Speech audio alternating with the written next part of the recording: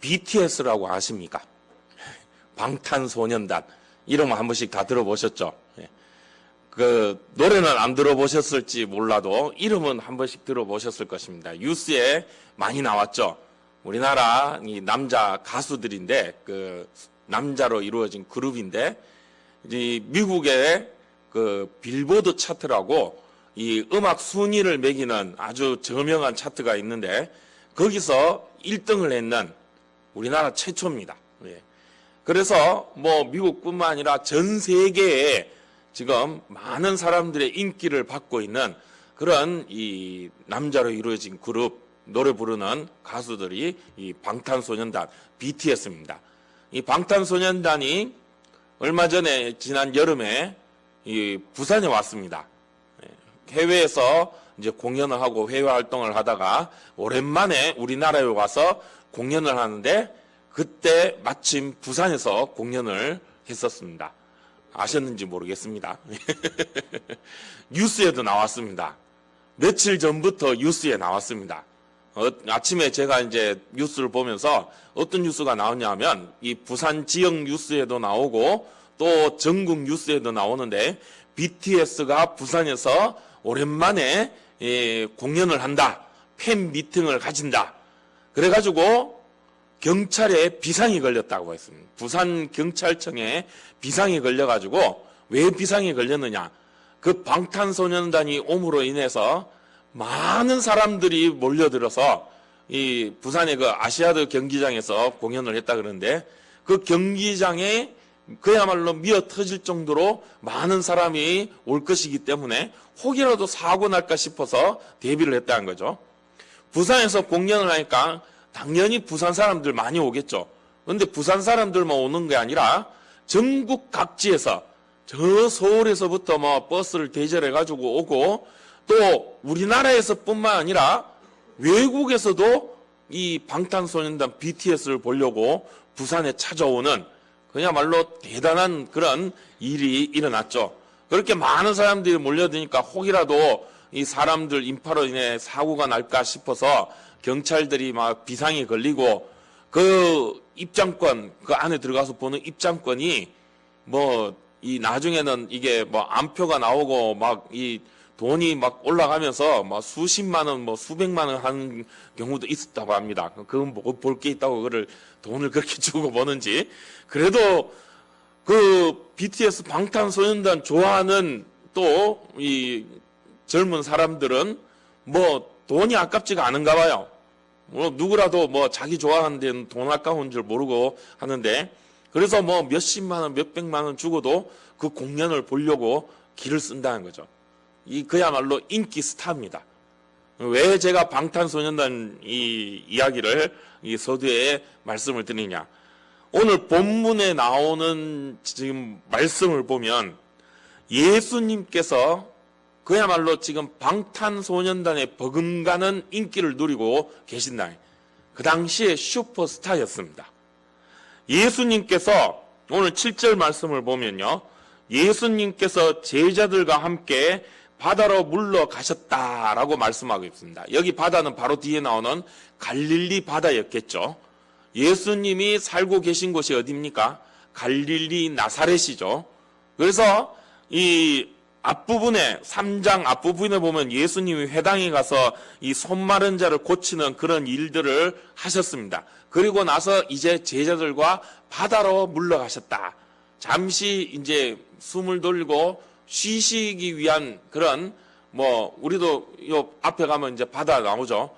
저도 가끔 머리가 아프거나 속이 답답하면 요 앞에 바닷가 가서 구경하고 있으면 뭐 백운포나 이 뭐 어딥니까?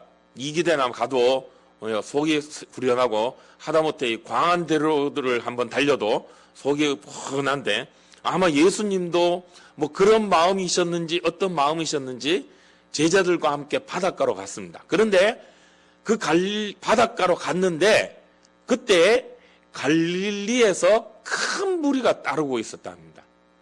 큰 무리, 그냥 무리도 아니고 큰 무리가 따르고 있었다는 겁니다. 많은 사람들이 예수님을 쫓아오고 있었다는 거죠.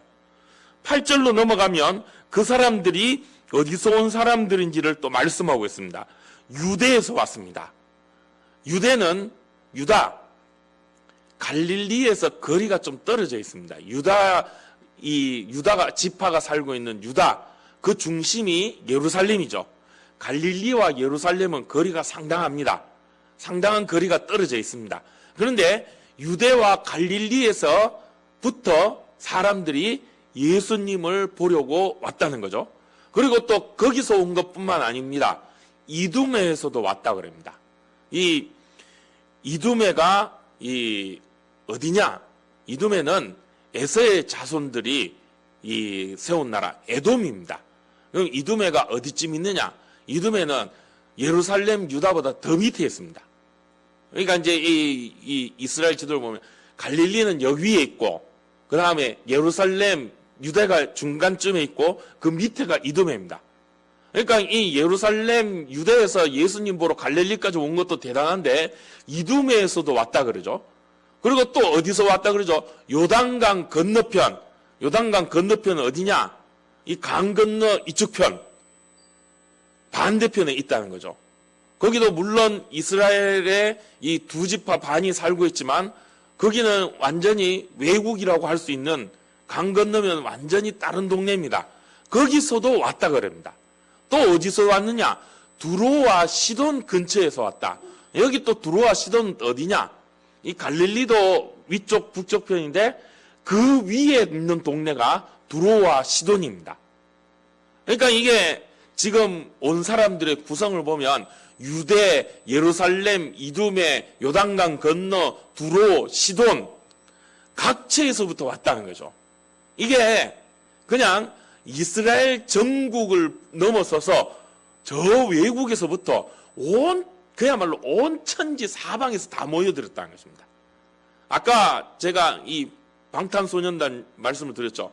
부산 사람뿐만 아니라 서울에서 전국 각지에서 전라도, 강원도, 경상도, 충청도 전국 각지에서 몰려들고, 그것도 모자라서 외국에서 비행기 타고 온다고 말씀드리는 것처럼 지금 예수님을 보려고 유다, 예루살렘, 이두메, 요단강 건너 두로, 시돈 온 천지 사방에서 예수님을 보려고 사람들이 몰려오고 있다는 것이죠. 7절에서는 큰 무리라 말씀하고 있는데 8절에서는 또 많은 무리가 왔다라고 말씀하고 있습니다.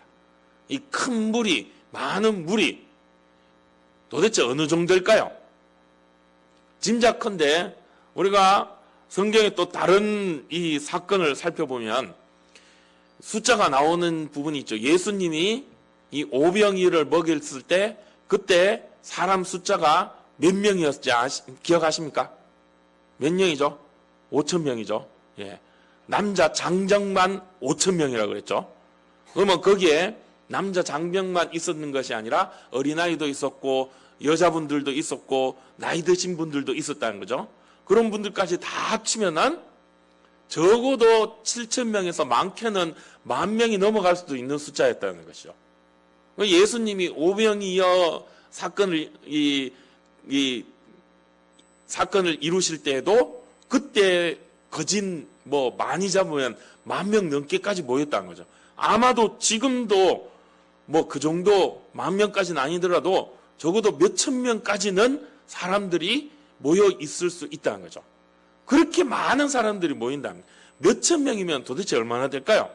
네. 한눈에 다 들어오지도 않을 정도의 숫자이겠죠. 네. 어마어마한 숫자죠. 많은 무리, 큰 무리가 예수님을 보려고 쫓아오고 있다는 것입니다. 왜? 무엇 때문에? 8절 후반부에 보면 그가 하신 큰 일을 듣고 나왔다라고 말씀했습니다. 예수님의 소문을 듣고 왔다는 거죠. 예수님이 이미 소문이 온 천지 사방에 흔하게 퍼져 있었다는 것입니다. 큰 일을 하셨다. 여기서 예수님이 하신 큰 일이 어떤 일이었을까요? 물론 예수님이 복음을 전하신 일을 하셨죠. 그리고 그와 더불어서 예수님이 가장 많이 하신 큰 일이 또 무엇일까요? 병을 낫게 하신 일이죠. 뒤에 보면 10절에 넘어가면 많은 사람을 고치셨으므로라는 말씀이 나옵니다. 그러니까 이 무리들이 왜 예수님을 쫓아 이 갈릴리 바다까지 그렇게 많은 사람들이 몰려왔느냐? 병이 낫는 일 때문이라는 것이죠. 그 사람들이 얼마나 많이 왔든지 9절에 보면 예수께서 무리가 애워 쌓아 미는 것을 피하기 위하여 작은 배를 대기하도록 제자들에게 명하셨다 말씀합니다. 사람들이 막 몰려오니까 이 해변가에 이 바닷가, 사실은 뭐 바다라고 하지만 호수죠. 갈릴리 호숫가에서 사람들이 막 몰려오니까 예수님이 어디 갈 길이 없고, 그리고 또 10절 말씀해 보면 병을 고쳤다 그 소문을 듣고 병 고침을 받으려고 이 사람들이 예수님을 만지려고, 저 예수님 뭐 옷깃에 손만 대어도 내 병이 낫겠다, 예수님 이 머리카락 하나라도 건드리면, 손이라도 한번 잡으면, 이 바지가랑이라도 한번 잡아봤으면 그러면 내 병이 낫겠다. 그래서 예수님 만지려고 사람들이 막 몰려오고 있다는 거죠. 수천 명이 그냥 막 몰려와서 예수님 한번 만져보겠다고. 뭐 인기 스타들이 오면은 어떻습니까? 막 서로 덤벼들고 뭐 옷 뺏어가고 머리카락 뽑아가고 뭐 난리도 아니라 그러더라고요. 뭐 인기 스타들이 오면 아마 지금 그런 모습인 것 같아요. 막 사람들이 막 몰려와갖고 예수님 예수님 하면서 내 병 고쳐주세요, 나도 만져주세요, 내 좀 만나주세요, 막 덤벼드니까 이 예수님이 이러다가 사고 나겠다, 다치겠다, 큰일 나겠다 싶어서 그 사람들에게 벗어나기 위해서 제자들에게 배를 준비해라 해서 배 타고 나가셨다는 거예요. 이 해변에 막 사람들이 막 몰려오니까 예수님이 배 타고 나가셨다는 거예요. 그렇게 사람들이 많이 몰렸다는 거죠. 근데 이 무리들 병 고치려고 왔다는 거죠. 예수님의 큰 일을 듣고 많은 무리들이, 물론 병 고치러 온 사람도 있을 것이고 또 그 외에 다른 이유로 온 사람도 있을 것입니다. 앞서 말씀드린 오병이어 사건 그 소문 듣고 먹을 게 있을까 싶어서 온 사람도 없지 않아 있을 수도 있고, 야, 예수라는 사람이 못 고치는 병이 없다 하더라, 안전뱅이도 일으키고 봉사 눈도 뜨게 하고 귀신 들려서 막 옷 찢고 난리치는 사람도 멀쩡하게 만들고 미친 사람도 멀쩡하게 만들고 심지어는 뭐 죽은 사람까지 살린다 그러더라. 우와, 신기하다, 한번 보러 가자. 무슨 일이 일어날까, 오늘은 어떤 일이 날까, 그래갖고 막 뭔가 큰 일이 일어나, 신기한 일이 일어날까 구경하러 온 사람도 있을 것이고, 또 예수님이 하는 말씀이 다른 서기관과 이 바리새인들과는 다른 그런 가르침을 하신다 그래서 무슨 소리 하는가 한번 들어보려고 온 사람도 있고, 그 가운데는 또 예수님을 죽일까, 바로 오늘 본문 앞에 있는 6절에 보면 헤롯 당과 바리새인들이 예수님 죽이려고 왔다는, 쫓아다니고 있는, 예수님이 이 안식일 날 회당에서 손 마른 자를 고친 그 일로 인하여서 많은 사람들이 따르니까 이 바리새인들 헤롯 당이 정치적으로 위협을 느껴서 저 예수가 사람들 선동을 해가지고 뭐 반란을 일으키거나 해서 우리를 쫓아내는 거 아닌가, 이런 마음에 걱정이 돼서 고발할 거리를 찾으려고 예수님을 쫓은 사람도 있다는 거죠.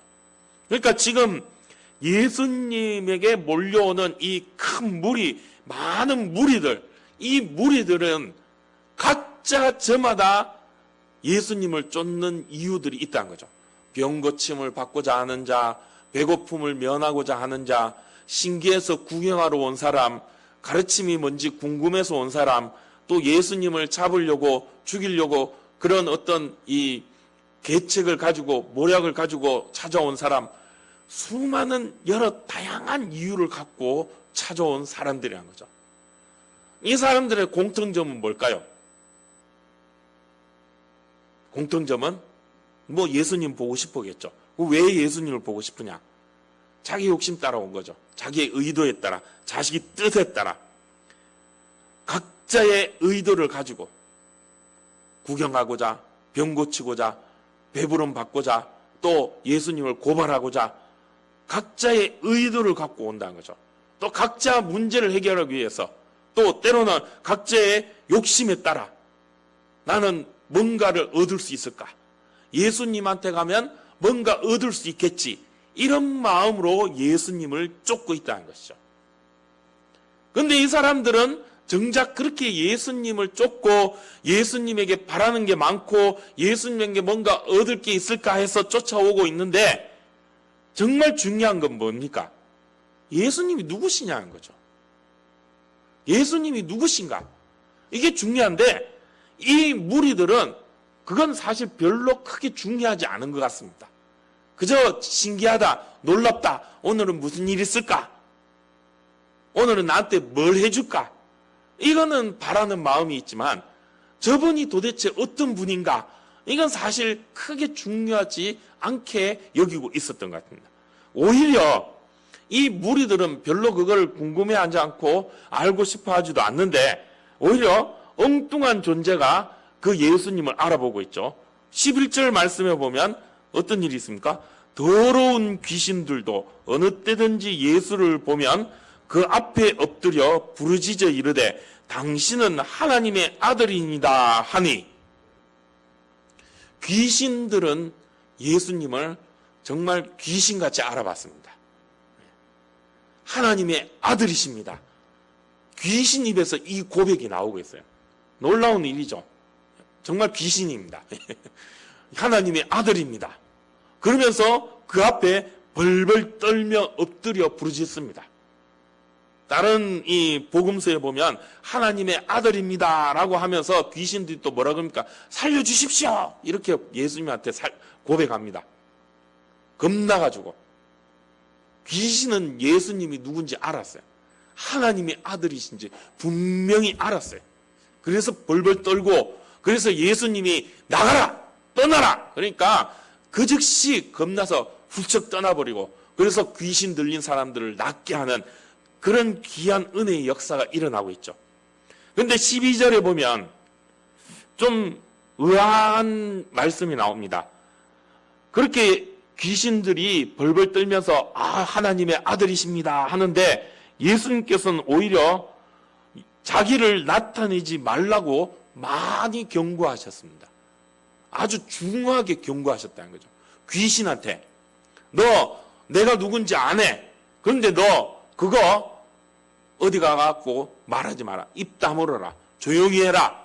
라고 많이 경고하셨다는 거예요. 심하게 경고하셨다는 거예요. 아주 엄중하게 분명하게 확실하게 경고해 주셨다는 거죠. 왜 그러셨을까요? 사람들 무리들은 잘 모르는데 오히려 귀신은 알아가지고 아이고 하나님 아드님 아이고 하나님 아들이십니다. 아이고 살려주십시오 하고 벌벌 떨고 있는 그 귀신 오히려 그 귀신한테 조용해라 말씀하고 있다는 거죠. 왜 그렇죠? 이 귀신이 그 하나님의 아들임을 고백하면서 사람한테 가가지고 저분은 하나님의 아들입니다. 여러분들 나 쫓아오지 말고 저분 따라가셔야 됩니다. 그래야 삽니다. 내 말 듣지 마세요. 나한테 오지 마세요. 귀신이 그러고 다닐까요? 아니죠. 오히려 그러한 것을 통하여서 사람들을 더욱더 미혹할 수 있다는 것입니다. 하나님의 아들임을 알고 있는 이 귀신이 그렇기 때문에 더 사람들이 하나님 아들이신 예수님에게 나오는 것을 방해하고 가리고 또 그것을 더 모르게 만들려고 하는 그런 획책을 이 귀신들이 할 수 있다는 거죠. 그래서 오히려 사람들에게 예수님에 대해서 제대로 안 가르쳐주고 잘못된 모습을 가르쳐주고 그릇된 것을 가르쳐줄 수 있는 그런 위험이 있기 때문에 아마도 예수님께서 이 귀신들에게 그것을 말하지 말라고 중히 많이 경고하시지 않았을까 합니다. 자, 이렇게 무리들이 많이 따르고 있는 가운데에서 예수님은 그 무리들을 물리치시고 떠나시고 산에 오르게 됩니다. 13절에 보면 또 산에 오르사 자기가 원하는 자를 부르시니 나온지라 말씀하고 있습니다. 예수님이 자주 산에 올라가셨습니다. 예수님이 산에 올라가셨을 때는 왜 올라가셨을까요? 바람 쐬러 등산하러 운동하러 가셨을까요? 아니죠. 성경에 보면 예수님이 산에 오르실 때는 기도하러 가신 것입니다. 조용히 은밀히 홀로 하나님 앞에서 은혜 받기 위해서 산에 올라가서 기도하신다는 거죠. 지금도 예수님께서 막 무리들이 와 예수다, 야 저분은 어떤 분이냐, 뭐 하시는 옷이냐, 오늘은 뭘 하실까 막 환호하면서 쫓아오는 그 무리들, 아마 저 같으면 그렇게 막 사람들이 환호하면 여러분 조용하십시오 하면서 거기에 우쭐해가지고 막 여러분 하면서 막 손 한번 흔들어주고 악수도 한번 해주고 뭐 이렇게 할 텐데, 거기에 우쭐해가 기분 좋아가지고 막 사람들 몰고 다니면서 내 봐라 내가 이런 사람이다 이렇게 자랑도 좀 하고 싶고 할 텐데, 예수님은 안 그러셨어요. 오히려 그들을 물리치시고 산에 오르셨어요. 그 무리들 사이에서 벗어나서 하나님 앞에 기도하셨다는 거죠. 그리고 나서 뭘 하셨습니까? 자기가 원하는 자들을 부르셨습니다. 누구죠? 제자들입니다. 큰 무리, 많은 무리, 아마도 못해도 몇천 명은 되는 사람들이 쫓아왔는데 그들을 예수님은 다 물리치시고 산에 올라가서 자기가 원하는, 즉 예수님께서 원하시는 자들을 불렀습니다. 그래서 그들이 나왔습니다. 이 제자들이죠. 여기서 이제 무리와 제자의 차이가 나타납니다. 어떤 차이가 나죠? 아주 큰 차이가 나타나죠. 무리는 어떤 자들입니까? 자기 의도에 따라, 자기 욕심에 따라, 자기 생각대로 예수님을 쫓아왔습니다. 내 병을 낫게 해주실까? 내 배를 부르게 해주실까? 뭔가 신기한 일을 하실까? 오늘 또 뭔 일이 일어날까? 아니면은 저 예수를 어떻게 하면 잡아갖고 가두어 저 입을 다물게 만들까? 저 무리를 못 따르게 만들까? 저마다 자기 생각대로, 자기 의도대로 예수님을 따르는 자들이 무리였다는 거죠. 그런데 제자들은 어떤 자들입니까? 예수님께서 원하시는 자들, 예수님이 마음에 들어 찾는 자들, 예수님이 택하셔서 부른 자들, 그들이 제자였습니다. 그들이 그 예수님의 부름에 나왔습니다. 14절에 보면 그 수가 12이었죠. 그래서 왜 그들을 부르셨는가? 14절에 보면 이는 자기와 함께 있게 하시려고, 그리고 또 보내사 전도도 하며. 12명의 제자를 그 무리 가운데서 예수님이 왜 부르셨을까요? 이 12도 예수님이 부르기 전에는 아마도 무리였을 것입니다. 이 12도 우리가 이 복음서의 말씀들을 살펴보면 예수님이 부르시기 전에는 자기 욕심대로 자기 의도대로 살며 또 그렇게 예수님을 쫓았던 그런 사람들이었을 것입니다. 그러나 예수님께서는 그들을 이제 특별하게 예수님 원하시는 대로 택하셔서 불러내셨습니다. 왜? 함께 있게 있으시려고, 함께 하시려고. 그 함께 하시는 이유는 뭡니까? 참 복음을 가르쳐 주시기 위해, 진정 예수님이 어떤 분이심을 가르쳐 주시기 위해, 내가 왜 왔는지, 내가 누구인지 그를 분명하게 가르쳐 주시기 위해, 확실하게 정확하게 바르게 가르쳐 주시기 위해 함께 하시길 원하셨다는 거예요. 그래서 이 12명의 제자들은 이후에 어떻게 했죠? 예수님과 늘 함께 했습니다. 동거동락했습니다. 예수님의 공생애가 이때부터 3년을 예수님께서 공생애를 사셨죠. 복음을 전하는 일을 하셨죠. 그때 이 12명의 제자들은 예수님과 어디를 가든지 늘 함께 했습니다. 밥도 같이 먹고 잠도 같이 자고 24시간 그야말로 늘 함께 하며 살았다는 거죠. 함께 했다는 거죠. 그러면서 예수님이 전하시는 복음을 제일 가까이에서 제일 정확하고 제일 분명하고 제일 바르게 배우고 들을 수 있었습니다. 예수님의 가르침을, 무리들에게 가르침과는 또 다른 더 깊이 있는 가르침을 예수님은 이 제자들에게 가르쳐 주셨습니다. 함께 하시면서 그럼 왜 그렇게 함께 하시며 가르치셨냐? 바로 뒤에 보면 또 보내사 전도도 하며, 보내어 전도하시게 하시려고. 즉, 이 제자들에게 예수님의 바른 모습, 예수님이 누구신지, 뭐 때문에 오셨는지 그 복음을 분명하고 바르게 정확하게 가르치시고 그들로 그 복음을 전하게 하시기 위해서, 다른 사람들에게 또 가르치게 하시기 위해서, 전도하게 하시려고 그들을 택하여 불러 함께 하시며 제자 삼으셨다는 것이에요. 이게 제자의 모습이죠. 오늘 우리는 무리입니까? 제자입니까? 여러분들은 무리입니까? 제자입니까? 나는 누구입니까? 제자죠.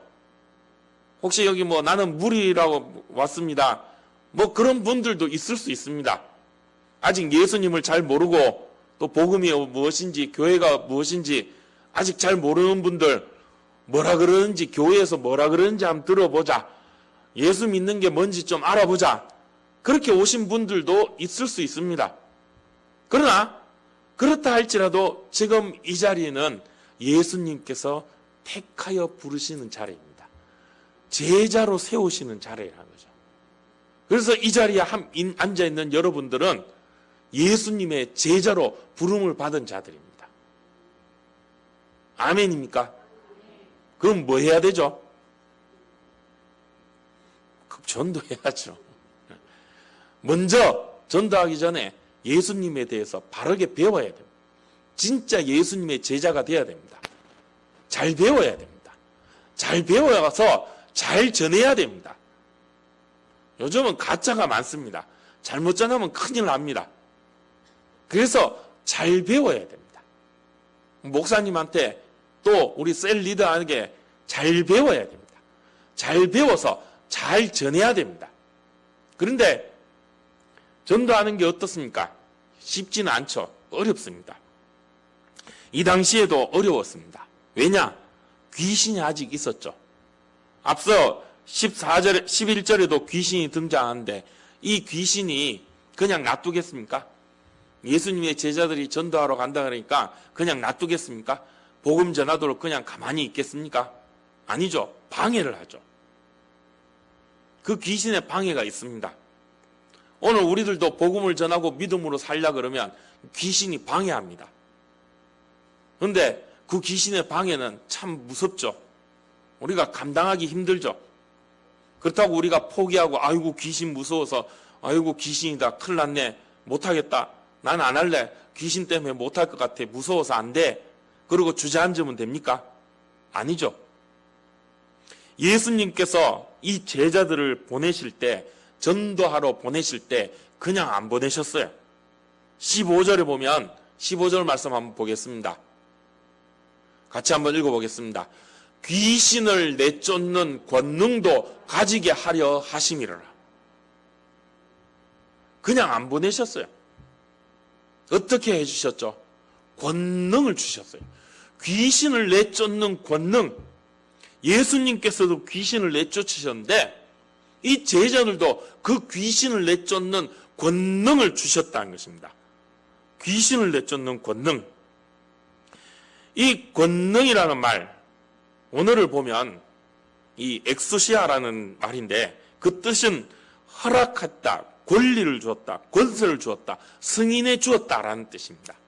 즉 귀신을 내쫓도록 예수님께서 허락해 주셨다는 것입니다. 승인해 주셨습니다. 너 이제 가서 해라. 귀신 쫓아라. 내가 너한테 힘 줄게. 그렇게 보내주셨다는 거죠. 이건 뭘 의미하는 것이죠? 성령을 허락해 주셨다는 것입니다. 제자가 된 자들은 성령이 함께 하십니다. 권능이 있습니다. 그래서 귀신을 물리칩니다. 귀신을 내쫓을 수가 있어요. 마귀 사탄 겁낼 이유가 없습니다. 왜? 제자는 예수 그리스도의 권능이 있기 때문에, 성령이 함께 하시기 때문에. 앞서 11절에 이 귀신이 예수님을 보고 어떻게 했습니까? 엎드려 부르짖었죠. 하나님의 아들 살려주십시오. 엎드렸죠. 진정한 예수 그리스도의 제자는 그런 권능이 있습니다.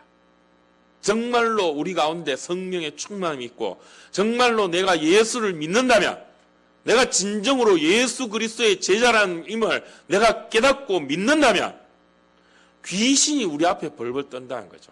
마귀 사탄도 우리를 감히 어떻게 할 수 없습니다. 물론 우리 앞에서 으르렁거리며 집어삼킬 듯이 우리를 겁을 주고 난리를 치려고 있겠죠. 그러나 우리는 그거 보고 겁낼 이유가 없다는 거죠. 왜냐? 우리에겐 예수 그리스도의 권능이 있기 때문에. 이게 제자의 삶이죠. 제자의 모습입니다. 오늘 우리가 이런 권능으로 나아가야 됩니다. 세상을 향해 나아가서 이 권능을 가지고 예수 그리스도를 증거해야 됩니다. 전도해야 됩니다. 이 제자들, 예수님께서 세우신 이 12 제자들이 3년 동안 예수님한테 배우고 이후에 예수님이 승천하신 이후에 이들이 뭘 했죠? 교회를 세우셨습니다. 오늘 우리 이 교회가 바로 이런 제자들이 세운, 제자들로 세워진 그런 교회인 것입니다. 우리 대동교회, 예수 그리스도의 제자들이 모인 교회입니다. 권능이 있어요. 뭘 두려워하시고 뭘 겁내하십니까? 뭘 걱정하십니까? 예수 그리스도의 권능이 우리에게 있는데 우리는 그 권능을 가지고 나아가 전도하는 겁니다. 나에게 힘 주시고 능력 주시고 나를 가르치신, 나를 살려주신, 죄에서 나를 구원하시고 지옥 갈 수밖에 없는 난데도 그런 나를 천국 백성 되게 해주신 예수 그리스도를 내가 어찌 자랑하지 않을 수 있습니까? 그 권능을 내가 어찌 숨길 수 있습니까? 나타날 수밖에 없는 것이죠. 드러날 수밖에 없는 것이죠. 그래서 우리는 그 사명을 감당하며 나아갑니다. 아니, 주님께서 감당케 해주십니다. 그 믿음으로 우리는 승리하며 나아가면 될 줄 믿습니다. 주님 다시 오실 때까지 땅끝까지 예수 그리스도의 제자로서 주님 주신 권능을 가지고 이 사명, 전도의 사명을 능히 감당하는 대동의 우리 모든 가족들, 이 자리에 있는 진정한 주의 제자들이 되시기를 주님의 이름으로 축복합니다. 기도하겠습니다. 하나님 은혜 감사합니다. 오늘도 저희들 불러주시고 제자로 특별히 불러주신 주님의 은혜를 감사합니다. 우리도 예전엔 여전히 무리와 같이 내 욕심 따라, 내 요구에 따라, 내 의도에 따라 주님을 쫓아왔지만 이제 주님이 택하여 불러주심을 깨닫고 주님의 뜻에 따라 주님 주신 권능에 힘입어 주의 제자로서 복음을 전도하는 복음 전도자로 살기를 원합니다. 아니, 주님께서 살게 하여 주실 줄 믿습니다. 그 믿음으로 승리하여 땅끝까지 주님이 오실 때까지 이 사명 능히 감당하는 우리 대동교회 또 우리 모든 주의 성도들, 제자들 되게 하여 주시옵소서. 예수님의 이름으로 기도드리옵나이다. 아멘.